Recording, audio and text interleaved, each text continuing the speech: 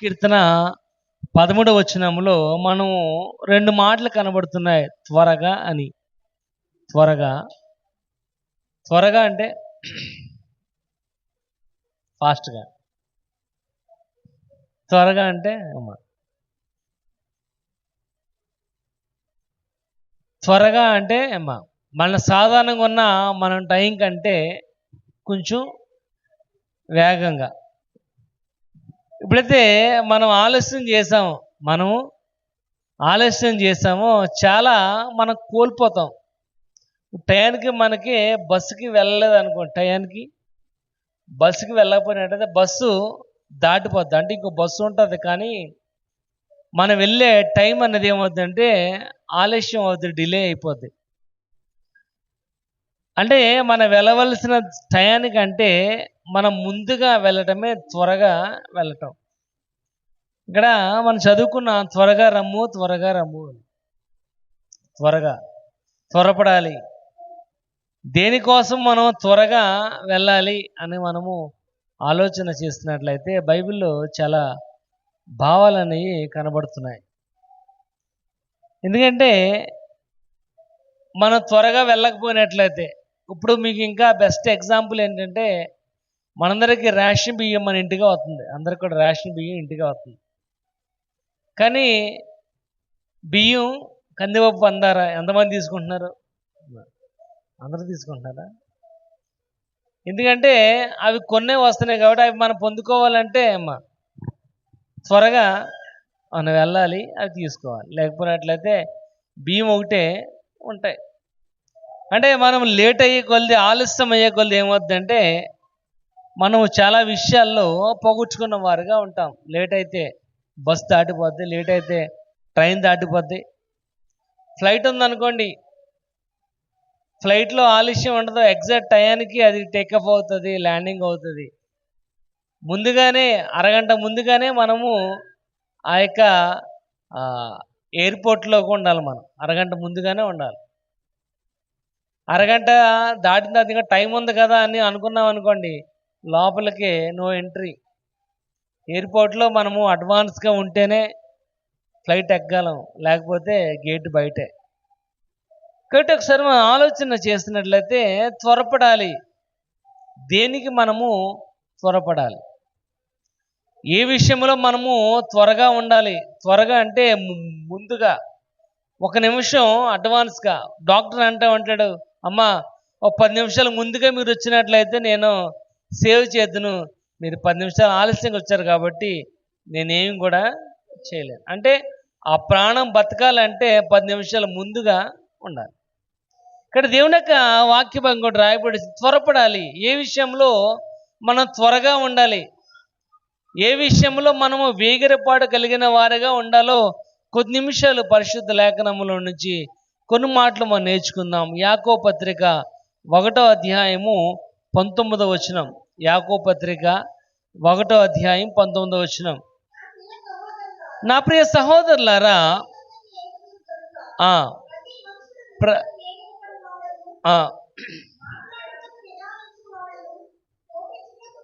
ఇక్కడ రాయబడుచుంది, కనుక ప్రతి ఒక్క మనిషి వినడానికి వేగిరపడాలి అని రాయబడుచు. వినడానికి వేగిరపాటు కలిగిన వారిగా ఉండాలి. వినడానికి త్వరపడాలి అని రాయబడుచుంది. వినడానికి త్వరపడాలి అని. ఏం వినడానికి? దాని ముందు పక్కన పెడితే, ముందుగా మన శరీరంలో ముందుగా పనిచేసే అవయవం ఏంటంటే మన చెవులు. ముందుగా పనిచేసే ఏంటంటే మన చెవులు. మనం ఎక్కడే కూర్చున్నాం, వెనకాల ఎవరు వచ్చారో తెలియదు, కానీ వెనకాల వారు ఒక్క మాట మాట్లాడితే మన చెవికి అర్థమవుతుంది పలానా మనిషి వచ్చిందని. మనం ఎక్కడే కూర్చున్నాం, మనం ఎదురుగానే మన వెనకాల ఏం జరుగుతుందో తెలియాలంటే మన చెవులు పనిచేస్తాయి బాగా. కళ్ళు కాదు, మన చెవులు బాగా పనిచేస్తాయి. ఆ దారి ఉంటే ఏ బండి వెళ్తుందో ఆ బండి సైలెన్సర్ సౌండ్ని బట్టి బండి తొలవలు తెలుస్తుంది అది ఏ రకమైన బండి, ఏ కంపెనీ బండో అని. కాబట్టి ఇక్కడ రాయబడుచుంది, మనం త్వరపడాలి అంటే దేనికి మనం త్వరపడాలి అంటే వినడానికి మనము వేగిరపాటు కలిగిన వారికి ఉండాలి. కానీ వినడానికి మనము ఆసక్తి ఎప్పుడైతే మనం చూపించామో మనం వినగలం.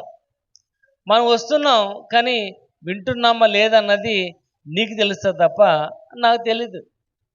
మనం వస్తున్నాం, మనం వింటున్నామా లేదా, ఎప్పుడైతే మనం విన్నటువంటి మాట వెంటనే మన బ్రెయిన్కి ఏం వెళ్తుందంటే సంకేతకం వెళ్తుంది, ఓహో పలానా వ్యక్తి మాట్లాడుతుంది అని.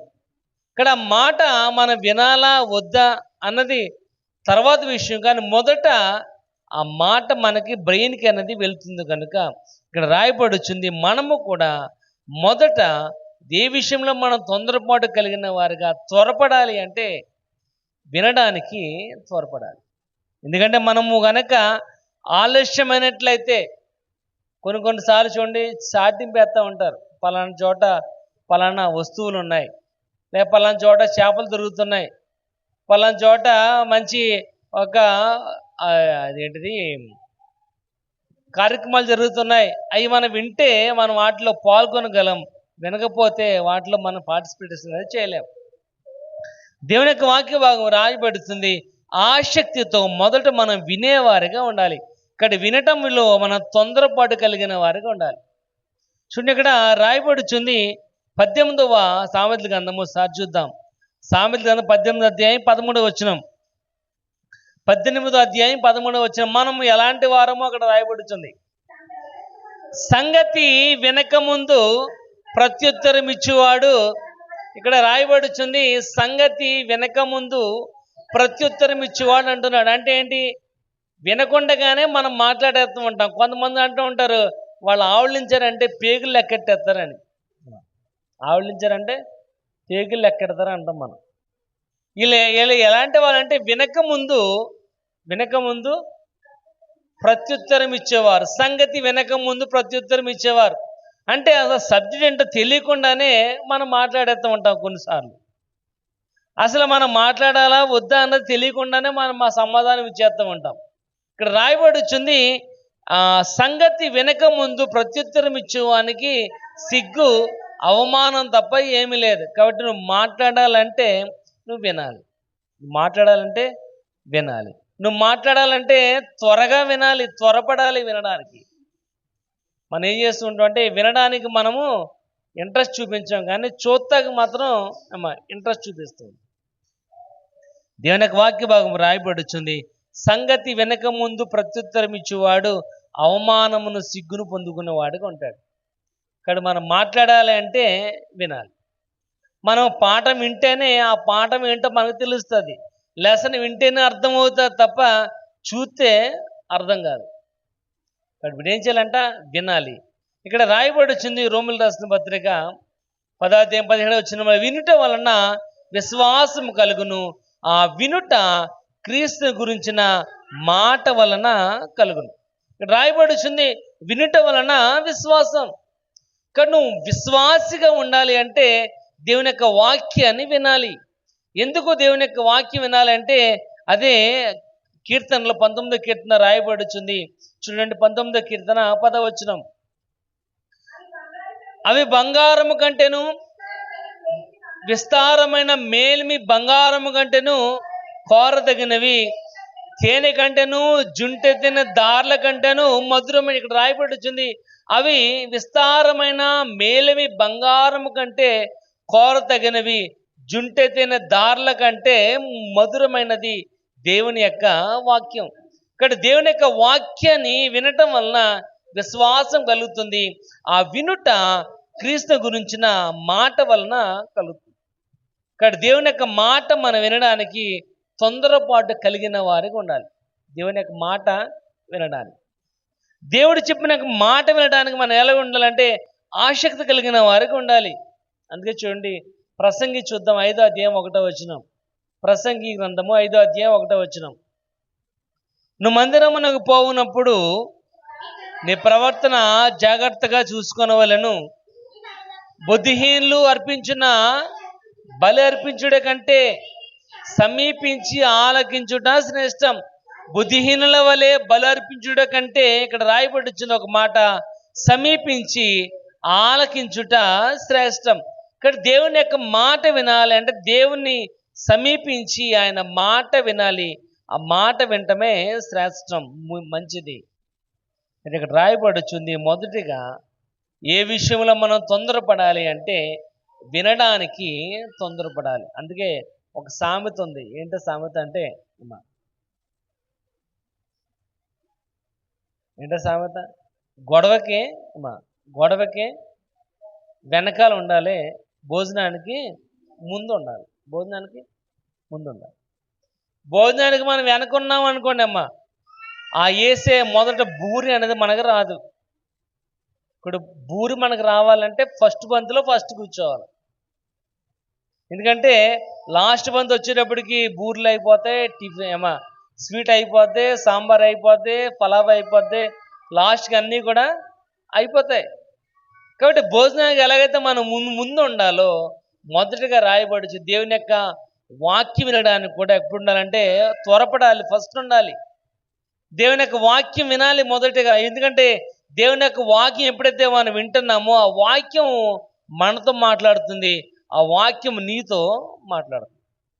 ఇక్కడ వాక్యమైన దేవుడు, ఎందుకంటే ఆయన రాయబడి వచ్చింది, ఆ వాక్యము సజీవధారి అయి కృపా సత్య సంపూర్ణుడిగా మన మధ్య నీ మధ్య నివసిస్తున్నాడు. ఇక్కడ నివసిస్తున్న ఆ వాక్యము నువ్వు నేర్చుకోవాలి, ఆ వాక్యము నీతో మాట్లాడాలి అంటే ఆ మాటను వినాలి, మొదట శ్రద్ధగా వినాలి. ఇక్కడ రాయబడి వచ్చింది వినుట విషయంలో నువ్వు త్వరపడాలి అని. రెండోది మనం చూద్దాం, లూకా రాసిన సువార్త 17వ అధ్యాయం చూద్దాం. లూకా రాసిన సువార్త 17వ అధ్యాయము 3వ వచనం చూద్దాం. మీ విషయమై మీరే జాగ్రత్తగా ఉండుడి, మీ సహోదరుడు తప్పిదము చేసిన యెడల అతన్ని గద్దించుము, అతను మారు మనసు పొందిన యెడల అతన్ని క్షమించుము. రెండోది రాయబడుతుంది, ఏ విషయంలో మనం త్వరపడాలి అంటే క్షమించే విషయంలో త్వరపడాలి, క్షమించడం. ఎందుకంటే యేసు ప్రభు కూడా తన యొక్క 3.5 సంవత్సరముల యొక్క పరిచర్యలో అనేక మందిని క్షమించిన వాడిగా కనబడుతున్నాడు.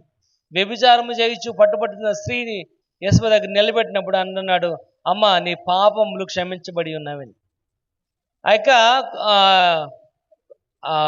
కాళ్ళు లేని ఒక వ్యక్తిని, పక్షవాయువుతో బాగా బాధపడుతున్న వ్యక్తిని 4 వ్యక్తులు మంచంతో మోసుకుని వచ్చినప్పుడు అన్నాడు, వాళ్ళ ద్వారా నీ యొక్క పాపములు క్షమించబడి ఉన్నవి.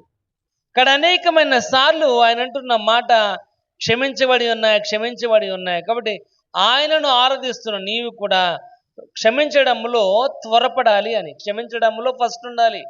ఇక్కడ రాయబడుచుంది, నీ సహోదరుడు తప్పిదమ్మ చేసిన అతన్ని గద్దించుము, అతని మారు మనసు పొందిన యెడల అతన్ని నువ్వేం చేయాలంట, క్షమించాలి. మత్తయి రాసిన సువార్త 18వ అధ్యాయము 21వ వచనం చూద్దాం. మత్తయి రాసిన సువార్త 18:21. ఆ సమయమున పేతురు ఆయన వద్దకు వచ్చి, ప్రభువా, నా సహోదరుడు నా ఎడల తప్పిదమ్ము చేసిన ఎడల నేను అతనిని ఎన్ని మారులు. ఇక్కడ పేతురు అంటున్నాడు, ప్రభువా, నా యొక్క సహోదరుడు నా ఎడల తప్పిదమ్ము చేసినట్లయితే ఎన్నిసార్లు నేను అతన్ని క్షమించాలి అని. రోజుకి 7 సార్లు క్షమించాలా, రోజుకి 2 సార్లా, లేదా రోజుకోసారి క్షమించాలా, ఎన్నిసార్లు నేను క్షమించాలి అన్నప్పుడు ఆ కింద మాటలో రాయబడుచుంది, 70 ఏండ్ల మారు నువ్వు అతన్ని క్షమించాలి. అంటే 70 × 7 490 సార్లు నువ్వైనా క్షమించాలి. నీ సహోదరు నీ ఎడల ఎన్ని తప్పులు చేసినప్పటికీ, ఎన్నిసార్లు చేసినప్పటికీ అనుక్షణము వారిని క్షమించే వారికి ఉండాలి. ఇక్కడ రాయబడుచుంది, నీ పొరుగు వారిని, నీ సహోదరుని క్షమించే విషయంలో నువ్వు త్వరపడాలి అని. మనం ఏం చేస్తూ ఉంటాం అంటే ఆలస్యం చేస్తూ ఉంటాం. కానీ దేవుని యొక్క వాక్యం రాయబడుచుంది, నీ అర్పణ, నీ కానుక దేవుడు అంగీకరించాలి అంటే మొదట నీ పొరుగువాడిని సహోదరునితో క్షమాపణ తీసుకున్న తర్వాత వచ్చి నువ్వు ప్రార్థన చేసినట్లయితే దేవుడు నీ అర్పణను అంగీకరించేవాడుగా కనబడుతున్నాడు. కానీ ఇక్కడ రాయబడుచున్న మాట ఏంటంట, రెండవదిగా క్షమించే విషయంలో నువ్వు త్వరపడాలి. నువ్వు క్షమించే విషయం ఆలస్యం చేసినట్లయితే క్షమించే విషయంలో ఆలస్యం చేసినట్లయితే ఎవడైతే మొదట క్షమిస్తబడతాడో వాడే గొప్పవాడుగా కనబడతాడు, వీళ్ళు తప్పు చేసిన. కానీ దేవుని యొక్క వాక్య భాగం రాయబడి చూడండి. కొలసి రాసిన పత్రిక 3:13 చూద్దాం. కొలసి 3:13.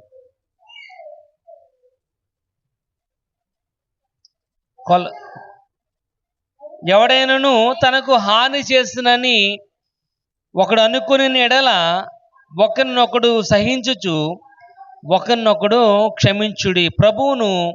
ప్రభు మిమ్మల్ని క్షమించలాగున మీరును దేవుడు మిమ్మల్ని క్షమించలాగున. ఎందుకంటే భయంకరమైన పాపిగా ఉన్నప్పుడు ఆయన తన కుమారుని రక్తము ద్వారా కడిగి మనల్ని పరిశుద్ధపరిచాడు కనుక మన పాపములను ఆయన క్షమించాడు. అటువంటి క్షమాపణ కలిగిన వారుగా, క్షమాహృదయం కలిగిన వారుగా నువ్వు కూడా ఉండాలి. అంటే క్షమించే విషయంలో నువ్వు త్వరపడాలి, ముందుగా ఉండాలి. కాబట్టి ఏ విషయంలో నువ్వు త్వరపడాలి అంటే, ఒకటి వినుట విషయంలో నువ్వు వేగిరపడాలి, త్వరపడాలి. రెండవది క్షమించే విషయంలో నువ్వు త్వరపడాలి. మూడవది చూద్దాం. రోమీయులకు రాసిన పత్రిక 8వ అధ్యాయము, రోమ 8వ అధ్యాయము 26వ వచనం చూద్దాం.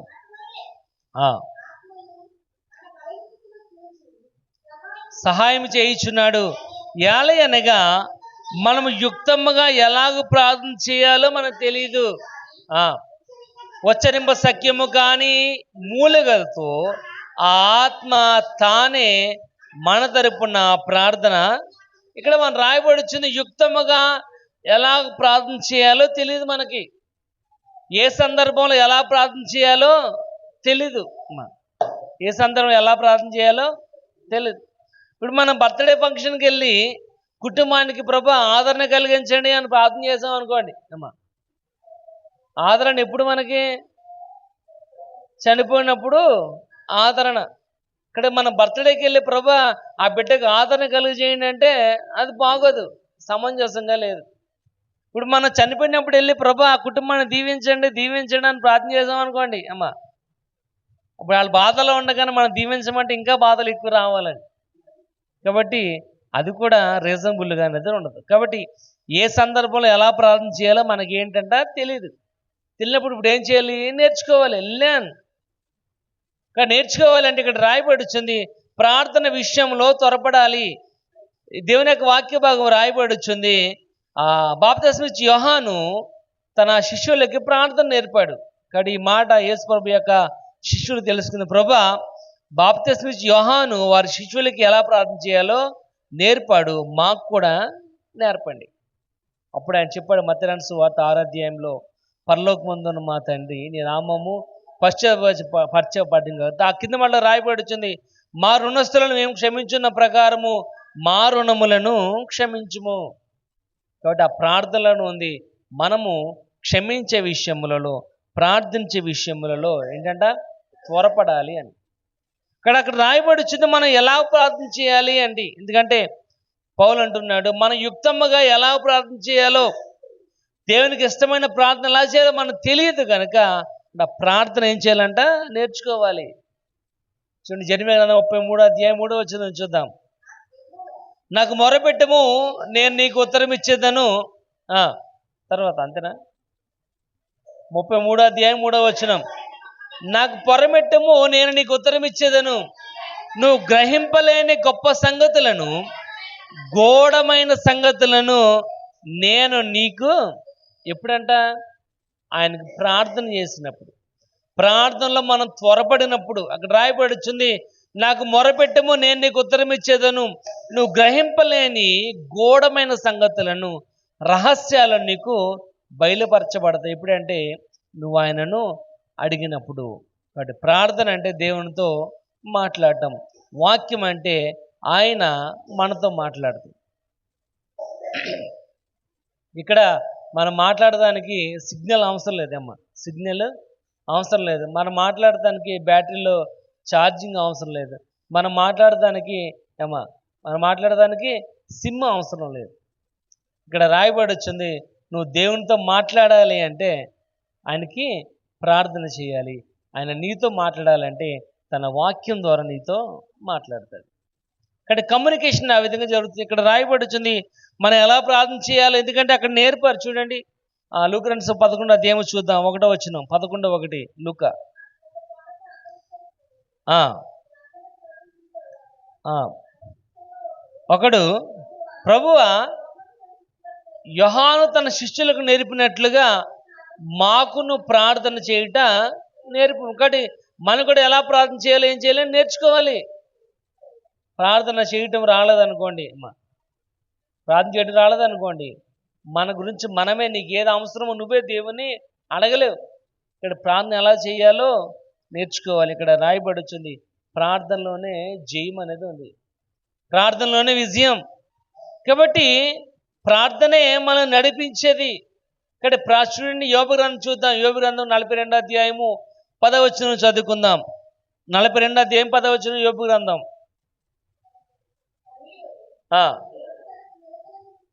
మరియు యోబు తన స్నేహితుల నిమిత్తము ప్రార్థన చేయగా యెహోవా అతని క్షేమస్థితిని మరలా అతనికి, ఇక్కడ రాయబడి యోబు తన స్నేహితుల గురించి ప్రార్థన చేసినప్పుడు తన క్షేమస్థితిని దేవుడు మరలా యోబునకు తిరిగి దయచేసిన వాడే కనబడుతున్నాడు. కాదు ప్రియమైన వాళ్ళరా, దేవుని యొక్క బిడ్డలుగా ఉన్న మనము ప్రార్థన చేయడంలో త్వరపడాలి.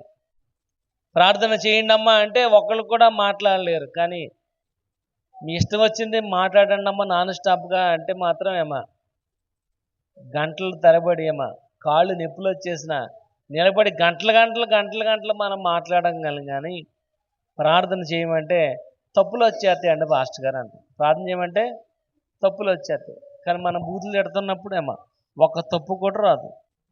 మనం మాట్లాడుతున్నప్పుడు ఒక తప్పు కూడా, ఎంత స్పష్టంగా మాట్లాడతామంటే ఊరి చివరున్న వాడికి కూడా మనం తిట్టే బూత్ అంత నీట్గా అర్థమవుతుంది. ఎక్కడుండి అక్కడ తిడుతున్న బూత్ మాట ఇక్కడ మనం తీసిన నోరు పూసుకుంటాయి. ఎంత పెద్ద బూత్ మాట మాట్లాడారని. ఇక్కడ ప్రార్థన చేయమంటే తప్పులు వచ్చేస్తాయి పాస్టర్ గారు అంటే. నేర్చుకోవాలి. ఇక్కడ రాయబడి వచ్చింది, ప్రార్థన విషయంలో మనం త్వరపడాలి. ప్రార్థన చేయడంలో త్వరపడాలి. ఎందుకంటే మనం ఆయనతో మాట్లాడుతుంటాం కాబట్టి, ఆయన మనతో మాట్లాడుతున్నాడు కాబట్టి, మన కమ్యూనికేషన్ జరగాలి అంటే ప్రార్థన అనేది చేయాలి. రోమీయులకు రాసిన పత్రిక 10వ అధ్యాయం 12వ వచనం. రోమా 10:12.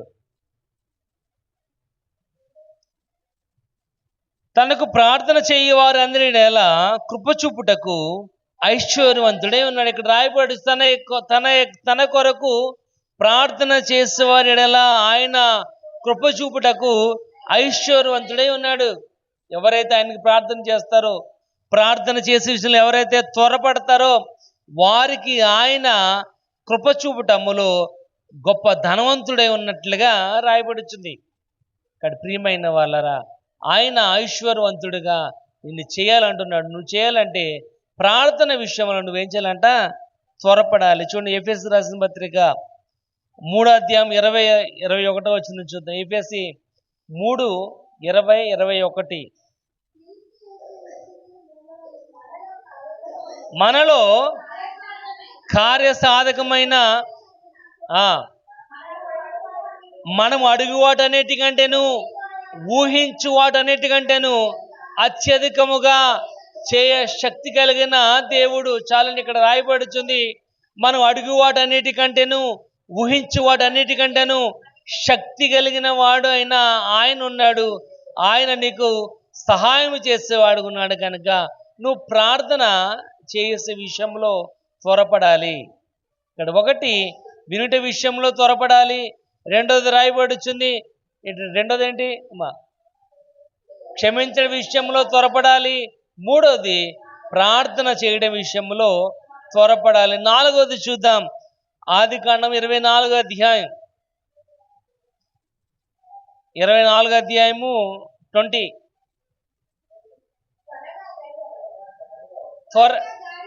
ఆ గాడిలో తన కడవను ముంచి తిరిగి చేదుటకు ఆ బావికి పరిగెత్తుకుని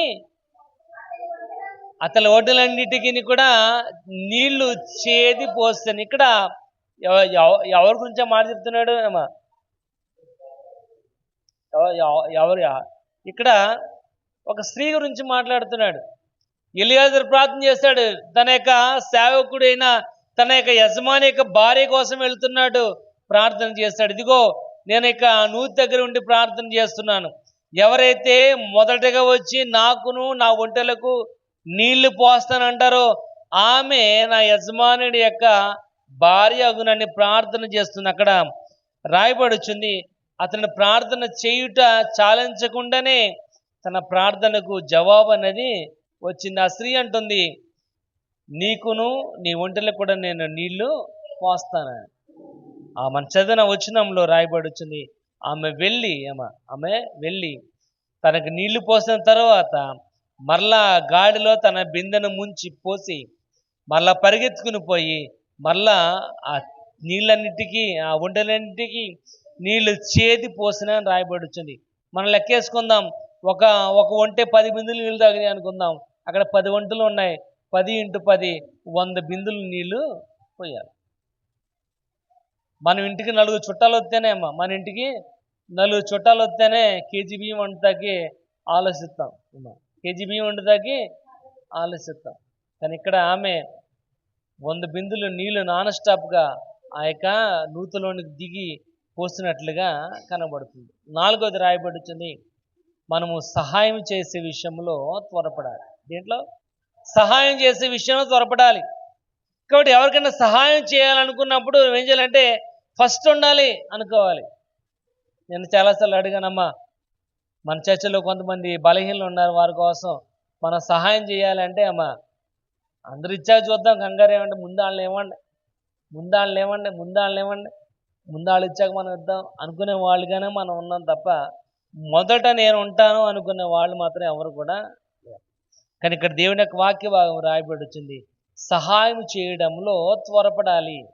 అక్కడ అంతమంది స్త్రీలు ఉన్నారు, అక్కడ చాలామంది ఉన్నారు. కానీ ఆమె ఎందుకు రావడం గల కారణం ఏంటంటే ఆమెలో ఉన్నది ఏంటంటే సహాయం చేసే విషయంలో త్వరపడేదిగా ఉంది. అక్కడ రాయబడుచుంది, మా ఇంటికాడ చాలా మీ ఒంటలు ఉండడానికి స్థలం అంతా ఉంది, మా ఇంటికాడ ఉంది. 19వ రాయబడుచుంది, ఆ స్త్రీ అంది, నేనే మీ ఒంటలకు కూడా నీళ్లు పోస్తానని. ఎందుకంటే ఆమె యొక్క జీవితంలో ఉన్న గొప్ప గుర్తింపు ఏంటంటే సహాయం చేసే యొక్క మనస్సు ఉంది ఆమెకు. లూకాసు సువార్త 10:30 రాయబడుచుంది, ఒక వ్యక్తి జెరూసలేము నుంచి యెరికో పట్టణానికి వెళ్తున్న సమయంలో దొంగల చేత కొట్టబడిన వాడిగా కనబడుతున్నాడు. వాడు కొరపానంతో విడిచిపెట్టేశారు. కానీ ఫస్ట్ యూదుడు వెళ్ళాడు, తర్వాత లేవీడు వెళ్ళాడు, పట్టించుకోకుండా వెళ్ళిపోయారు. తర్వాత ఒక వ్యక్తి వచ్చాడు, సమరయుడు వచ్చాడు. అక్కడ రాయబడుచుంది, అతనికి కట్టుకట్టి గాయమునకు మందు రాసి తన గాడి మీద ఎక్కించుకుని పూటకి వాళ్ళ ఇంటి వాడికి విడిచిపెట్టి డబ్బులు కట్టి నేను మరలా వస్తాను, ఏమైనా అవసరం అయితే ఇవ్వండి అని చెప్పిన వాడిగా కనబడుతున్నాడు. మనం కూడా సహాయం చేయడంలో సమరయుని పోలిన వారుగా ఉండాలి. ఇక్కడ సహాయం చేసే విషయంలో మనం త్వరపడాలి. ఎందుకు సహాయం చేసే విషయం త్వరపడాలి అంటే ఆయన ఆ విధముగా సహాయం చేసేవాడుగా ఉన్నాడు. ఒక ఆవిడ తన కుమారుడు చనిపోయిన తర్వాత ఆ కుమారుడు యొక్క శవాన్ని మోసుకుంటూ ఆ ఊరి గవనికి వచ్చినప్పుడు ఆయన చూశాడు. ఆ పాడిని ముట్టగానే ఆ చనిపోయిన వాడు లేచి కూర్చున్నట్లుగా కనబడుతుంది. ఆ కుమారుని చనిపోయిన వాడిని లేపడం, ఎందుకంటే అక్కడ చాలామంది అన్నారు, ప్రభా ఆమెకున్న ఒకే ఒక కుమారుడు, ఆధారం అతనే. కాబట్టి ఆ కుటుంబానికి ఆయన ఆధారపడ్డాడు. ఆ కుటుంబానికి ఆయన ఆధారపడటం వల్ల ఆ కుటుంబానికి ఆయన సహాయం చేసిన వాడిగా కనబడుతున్నాడు. రాజుల గ్రంథంలో రాయబడుచుంది, ఒక యజమానుడి యొక్క భార్య ఎలీషా దగ్గరికి వచ్చి, అయ్యా నా యజమానుడు చనిపోయాడు, నాకు 2 బిడ్డలు, అప్పు ఇచ్చిన వాళ్ళందరూ కూడా నా బిడ్డల్ని కొదువుకు తీసుకుని వెళ్ళిపోయారు, కాబట్టి నాకు ఆధారం ఏమీ లేదు. అప్పుడు ఆయన అడిగాడు, అమ్మా నీ ఇంట్లో ఏముందండి? నా ఇంట్లో నూనె బుడ్డ తప్ప ఇంకేమి కూడా.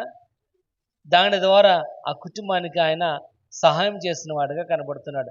ఆ నూనెను అమ్మి, ఆ కింద వచ్చిన రాయబడుతుంది, ఆ నూనెను అమ్మి మీ బిడ్డలను విడుదల చేసుకుని నీ అప్పులన్నీ కూడా తీర్చుకోండి. అది ప్రియమైన వాళ్ళరా, దేవుని యొక్క వాక్య భాగం రాయబడి చూడండి. హెబ్రీ రాసిన పత్రిక 2వ అధ్యాయము 18వ వచనం చూద్దాం. హెబ్రీ 2:18.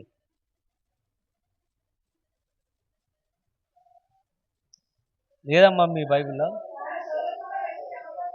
తాను శోధింపబడి శ్రమ పొందిన కనుక శోధింపబడు వారికి సహాయము చేయుటకై. ఇక్కడ రాయబడి ఎందుకంటే తాను శోధింపబడి శ్రమ పొందెను అని రాయబడుతుంది. నీ యొక్క పాపం యొక్క నిమిత్తం ఆయన శోధింపబడ్డాడు.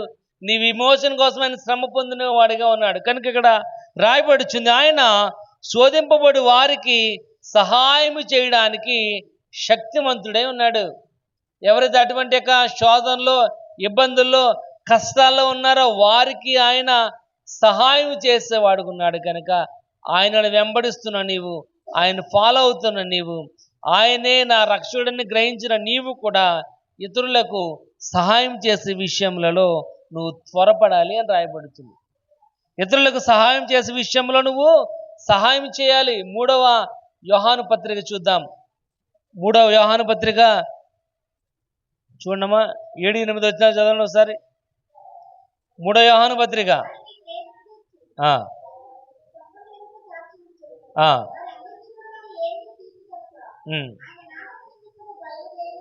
తర్వాత వచ్చి చదువు. మనము సత్యమునకు సహాయకులమవునట్టు అట్టి వారికి సహాయం చేయ బద్దులై ఉన్నాము. ఇక్కడ రాయబడుచు మనము సత్యమునకు సహాయకులమగునట్టు. ఆ కింద ఫుట్ నోట్లో రాయబడుచుంది జత పని వారమగునట్లు అని. నువ్వు ఆ సత్యమునకు జత పని వారిగా ఉండాలి అంటే నీ పొరుగువానికి, నీ సహోదరునికి, నీ జత పని వారికి నువ్వు సహాయం చేసేవారికి ఉండాలి. నీ జత పని వానికి నువ్వేం చేయాలంట? సహాయం చేయాలి. కాదు ప్రియమైన వాళ్ళరా, దేవుని యొక్క వాక్య భాగం రాయబడుతుంది. సహాయం చేసే విషయంలో సహాయం చేయడానికి నువ్వు త్వరపడాలి. సహాయం చేసేవారికి ముందు నువ్వు ఉండాలి. అందుకే బైబిల్లో ఒక మాట రాయబడుతుంది, సంతోషంగా ఉండేవారింటికి వెళ్ళుట కంటే ప్రలాపించు వారింటికి వెళ్ళుట మేలు. కానీ ప్రలాపించుడే వారింటికి వెళ్ళి నువ్వేం చేయవసరం లేదు, కూర్చుంటే చాలు, అదే వాళ్ళకి ధైర్యం. ఇక్కడ ఆ రకమైన సహాయం అనే మనం చేయాలి.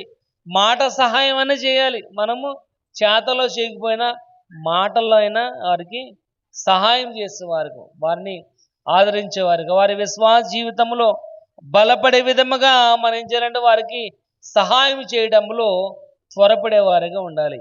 4వది రాయబడుతుంది సహాయం చేయడంలో త్వరపడాలి అని. 5వది చూద్దాం. యెషయా గ్రంథము 5వ అధ్యాయం 14 వచనం.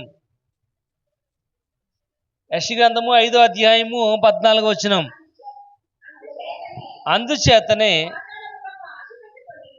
అందుచేతనే పాతాళము గొప్ప ఆశ పెట్టుకుని అపరిమితముగా తన నోరు తెరుచుకుని ఉంది. ఇక్కడ రాయబడుతుంది ఏంటంటే పాతాళము ఆశతో నోరు తెరుచుకుని ఉంది. పాతాళం ఏం చేస్తుందంట? పాతాళం ఏం చేస్తుంది? ఆశగా నోరు తెరుచుకుని ఉందంట. ఎందుకంటే అక్కడ రాయబడుతుంది గనులేమి, అల్పులేమి, సామాన్యులేమి, ఘోష చెయ్యేవారేమి, హర్షించేవారేమి అందులో పడిపోతుంది. మనం అందులో ఆ పాతాళం యొక్క నోటులో మనం పడిపోకుండా ఉండాలి అంటే దేవుని దగ్గరికి రావటం విషయంలో మనం త్వరపడాలి. ఏంటంటే దేవుని దగ్గరికి రావటం విషయంలో త్వరపడాలి. ఎందుకంటే కీర్తన భాగం రాయబడుతుంది, ఆయన తన పరిశుద్ధ ఆలయములో నుంచి ఆయన నువ్వు చేస్తున్న విజ్ఞాపన ప్రార్థన ఆలకించువాడు కొన్నాడు. ఎక్కడంట? పరిశుద్ధ ఆలయములో నుంచి. కానీ నువ్వు చేసిన ప్రార్థన ఆయనకి వినబడాలి అంటే ఆయన ఎక్కడున్నాడు అక్కడికి రావాలి నువ్వు. అందుకే ఎక్కడైతే 2-3 కూడి నా నామాన్ని స్తుతిస్తారో వారి మధ్య నేను ఉంటానన్నాడు. కనుక నీ మధ్య, మన మధ్య 2-3 అంటే ఎక్కువ మంది ఉన్నాం కాబట్టి మన మధ్య ఆయన ఉన్నాడు. కనుక ఇక్కడ నువ్వేం చేయాలంట? ప్రభు దగ్గర రావడానికి నువ్వు త్వరపడాలి అని. ప్రభు దగ్గర రావడానికి త్వరపడాలి. మనం ఏం చేస్తుంటామంటే ప్రార్థన 11 గంటలుగా అయితే కరెక్ట్గా 1 గంటకల్లా మనం తప్పకుండా వచ్చేస్తాం. ప్రార్థన ఎన్ని గంటలకి? 10 గంటలు. అప్పుడు దాకా చల్లగారు పాడి పాడి అలసిపోయి ఇంకెళ్ళి రారు అనుకున్నప్పుడు 2 వస్తారు. మన 2 కోసం మళ్ళీ 2 పాటలు పాడాలి. 3 వస్తారు, మళ్ళీ పాటలు పాడాలి.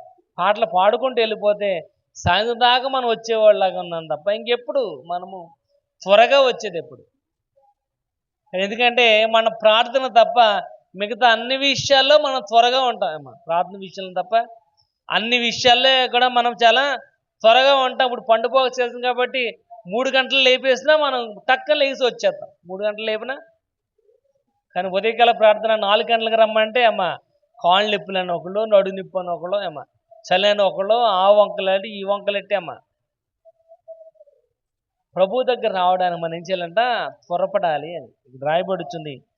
దేవుని దగ్గరికి వచ్చుటకు మనం త్వరపడాలి. ఎందుకంటే పాతాళం ఏం చేస్తుందంట? ఆశతో అని రాయబడుతుంది. ఏంటంటే ఆశ. పాతాళము ఆశతో నోరు తెరుచుకుని చూస్తుందంట. 1 పేతురులో రాయబడుతుంది 5వ అధ్యాయం 8వ వచనంలో, మీ విరోధైన అపవాది గర్జించిన సింహం వలె ఎవరిని మృంగుదునా అని వెతుకులాడుతున్నాడు. అక్కడ ఏం చేస్తాడు? అక్కడ ఏం చేస్తున్నాడంట? సర్చింగ్ చేస్తున్నాడు. ఇక్కడ ఏం చేస్తుంది? పాతాళం నోరు తెరుచుకుంది ఆశగా. ఎవరు పడిపోతారు ఈవేళ? అక్కడ గనులేమి, సామాన్యులేమి, హర్షించేవారేమి ఎవరైనప్పుడు దాంట్లో పడిపోతారు.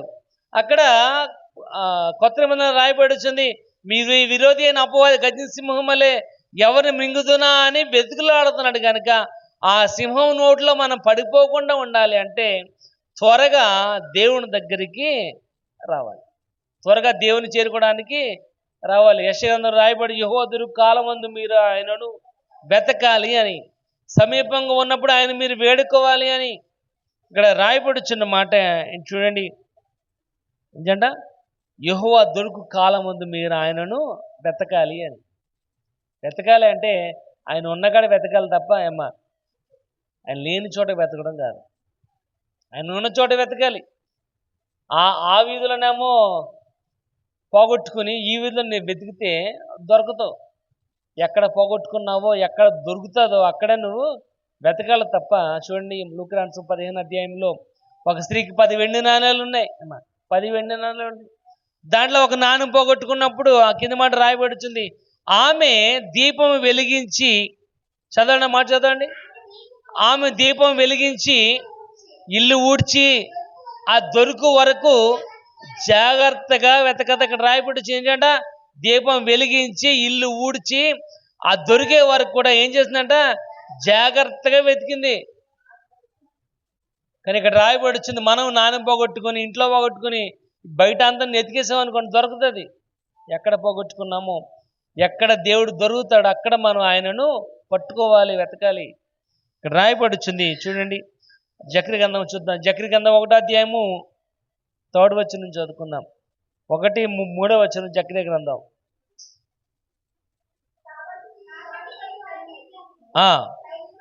సైన్యములకు అధిపతి యెహోవా సెలవిచ్చినది ఏమనగా, నీవు నా తట్టు తిరిగిన ఎడల నేను నీ తట్టు, turn to God he will turn to you. నువ్వు నా తట్టు తిరిగినట్లయితే నేను నీ తట్టు.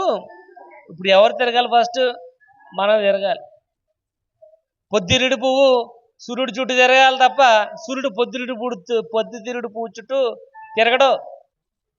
కాబట్టి మనకు అవసరం కనుక మనం ప్రభుని చేరుకోవడానికి త్వరపడాలి. కనుక మనం ప్రభు చుట్టూ తిరిగినట్లయితే ఆయన మన వైపు, నీ వైపు తిరుగుతాడు. కనుక ఇక్కడ రాయబడుచు 4వది 5వది దేవుని దగ్గర చేరుటకు ఏం చేయాలంట?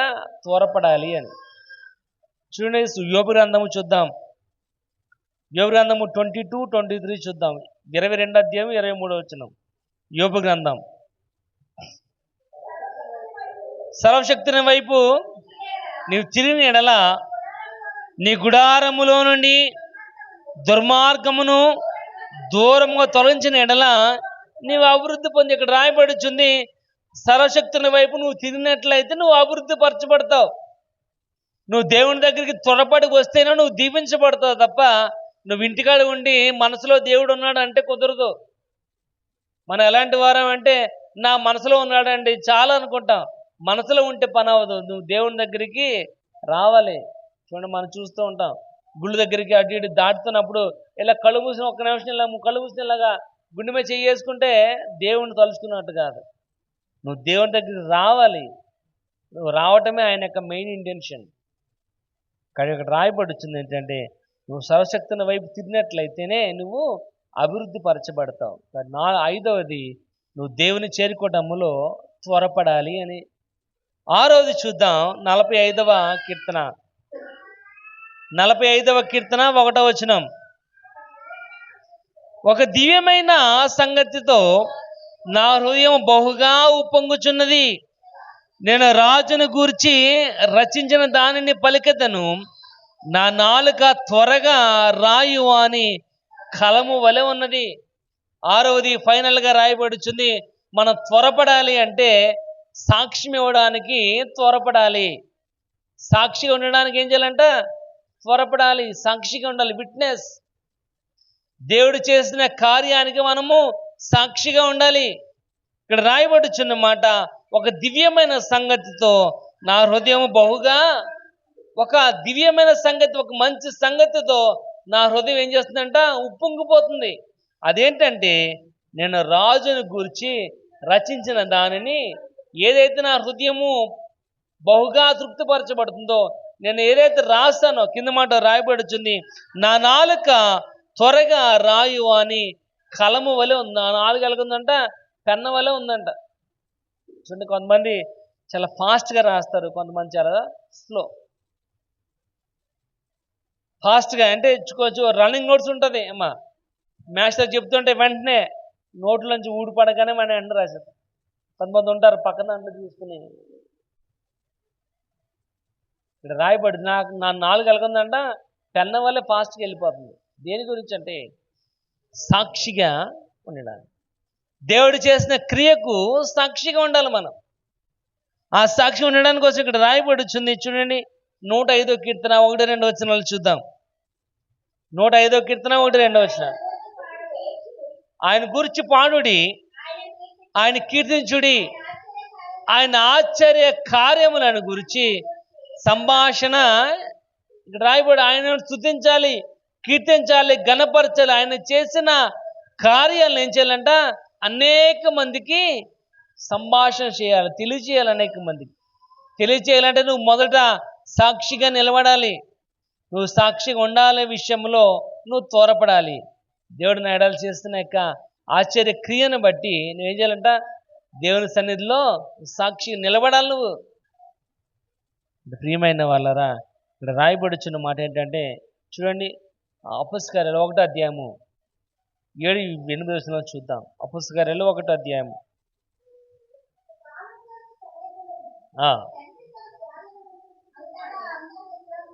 1వ అధ్యాయము చదవండి.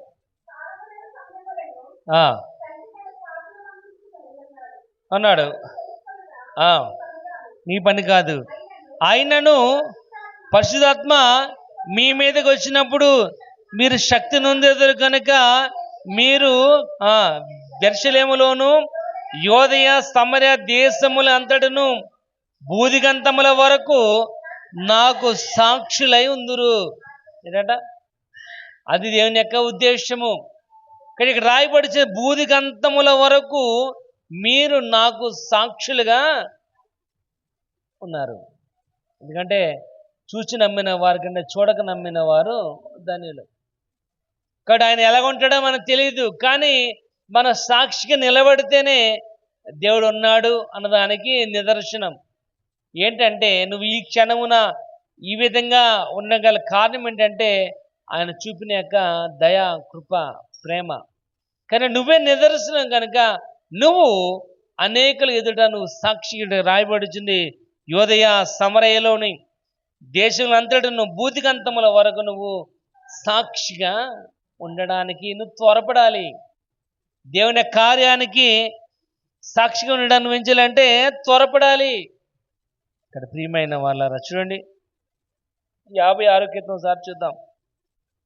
56వ కీర్తన 12వ వచనం చూద్దాం ఒకసారి.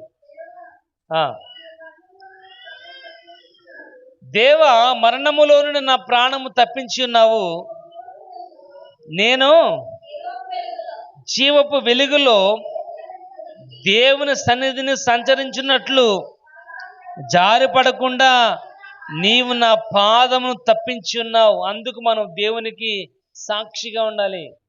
రాయబడు, దేవ, నీ మరణములో నుండి నా ప్రాణమును తప్పించి ఉన్నావు. మరణములో నుండి దేవుడు మన ప్రాణాన్ని తప్పించి, అదే మరణం అంటే పాపం యొక్క మరణం. పాపం వల్ల వచ్చు జీతం మరణం. ఇక్కడ మరణానికి ఆయనే నిదర్శనముగా తన ప్రాణాన్ని పెట్టాడు కనుక ఆయనకు సాక్షిగా ఉండటమే నీ యొక్క బాధ్యత. ఇక్కడ రాయబడుచుంది, నేను జీవ వెలుగులో దేవుని సన్నిధిని సంచరించున్నట్లు జారి పడిపోకుండా నీవు నా పాదములను తప్పించి ఉన్నావు కనుక నువ్వు దేవునికి సాక్షిగా ఉండటంలో నువ్వు త్వరపడాలి. ప్రియమైన వాళ్ళరా, దేవుని యొక్క వాక్య భాగం రాయబడుచుంది, మనము త్వరపడాలి, వినడానికి త్వరపడాలి, రెండోది క్షమించడానికి త్వరపడాలి, మూడవది ప్రార్థన చేయడానికి త్వరపడాలి, నాలుగవది సహాయం చేయడానికి, ఐదవది ప్రభుని చేరుకోవడానికి, ఆరోది సాక్షి ఉండడానికి నువ్వు ఏం చేయాలంట? త్వరపడాలి. ఎందుకంటే 22వ అధ్యాయం సార్ చూద్దాం. ప్రకటన గ్రంథం 17వ వచనం, 22వ అధ్యాయం 17వ వచనం, ప్రకటన గ్రంథం 22:7వ వచనం, ఇదిగో నేను త్వరగా వస్తున్నాను, ఈ గ్రంథములోని ప్రవచన వాక్యములను గైకొని వాడుతాను. ఇదిగో అంటున్నాడు, ఇదిగో నేను త్వరగా వస్తున్నా, ఐఎమ్ కమింగ్ సూన్. ఆయన త్వరగా వస్తున్నాడు కనుక ఆయన వచ్చేటప్పటికి నువ్వు త్వరపడాలి. ఏ విషయంలో త్వరపడాలంటే వినడానికి త్వరపడాలి, క్షమించడానికి త్వరపడాలి, ప్రార్థన చేయడానికి, సహాయం చేయడానికి, దేవుని చేరుకోవడానికి, దేవుని యొక్క సన్నిధిలో సాక్షిగా ఉండడానికి నువ్వు త్వరపడాలి. ఎందుకంటే దెర్ ఈజ్ నో టైం, సమయం అనేది లేదు, సమయం లేదు అమ్మా, సమయము లేదు. మరణమా అమ్మా, శరణమా. ఎందుకంటే ఒకటి నువ్వు దేవునికి బానిసగా ఉంటావా, చచ్చిపోతావా. నువ్వు దేవునికి బానిసగా ఉన్నట్లయితే, దేవునికి బిడ్డగా ఉన్నట్లయితే ఆయన రాజ్యములో ఉంటావు. ఒకవేళ నాకు బానిసగా ఉండను అనుకున్నావంటే పాతలో నోరు తెరుచుకుని ఆశగా ఎదురు చూస్తుంది. అది నీకోసమే. ఇక్కడ రాయబడి వచ్చింది, ఆయన త్వరగా వస్తున్నాడు. ఇక్కడ దేవునితో వేళాకోళం అనేది వద్దు, దేవునితో పరాచకలవద్దు. ఎందుకంటే ఏ సమయమా ఏం సంభవిస్తుందో తెలియదు మనకు, ఏ సమయంలో ఎలా ఉంటామో మనకి తెలీదు. కానీ దేవుని యొక్క వాక్య భాగం రాయబడి వచ్చింది, దీపం ఉండగానే ఇల్లు చక్కబెట్టుకోవాలి అంటే నువ్వు వినడానికి వేగిరపడాలి. వినడానికి వేగిరపడినట్లయితే ఆయన వాక్య భాగం రాయబడి వచ్చింది, నువ్వు దేవుని యొక్క విశ్వాస జీవితంలోనికి నమ్మకమైన వానిగా నువ్వు కొనసాగాలి. అటు కృపను దేవుడు మనకు అనుగ్రహించలాగిన ప్రార్థన చేద్దాం. దేవుడి కొద్ది మాటలు మనం వినికులు దీవించును గాక.